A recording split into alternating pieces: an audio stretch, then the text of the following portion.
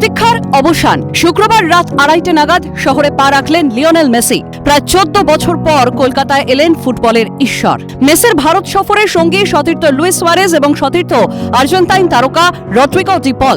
ঘড়ির কাঁটায় তখন রাত 3:20 সেই সময় শীতের রাতের নিস্তব্ধতাকে খান খান করে কার্গো গেট দিয়ে বিমানবন্দর থেকে বেরিয়ে যায় মেসির কনভয়।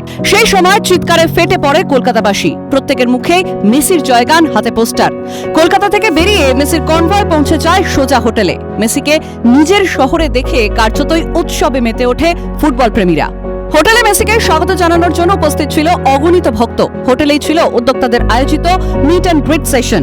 পরবর্তীতে লেকটাউনের 70 ফুটের লিওনেল মেসির মূর্তি উদ্বোধন করা হয়, যদিও সেখানে সশরীরে উপস্থিত ছিলেন না ফুটবলের ঈশ্বর।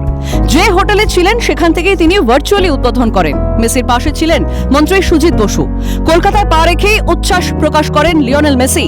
লেকটাউনে নিজের বিশাল মূর্তি উন্মোচনের পর আর্জেন্টিনার বিশ্বকাপ জয়ী তারকা জানান, ভারতে এসে তিনি খুশি। এরপর বেলা 11:30 নাগাদ যুব ভারতীর মাঠে পা রাখেন মেসি। সাদা গাড়িতে চড়ে মাঠে পৌঁছান তিনি। সঙ্গে ছিলেন লুইস সুয়ারেজ এবং পল রদ্রিগো।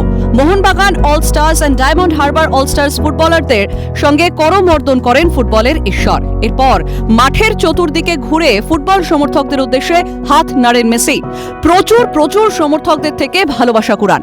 ফুটবলের শহর কলকাতায় মেসির আগমনে যে বিশেষ গুরুত্ব বহন করছে তার বলার অপেক্ষা রাখে না। Bureau report, Calcutta news.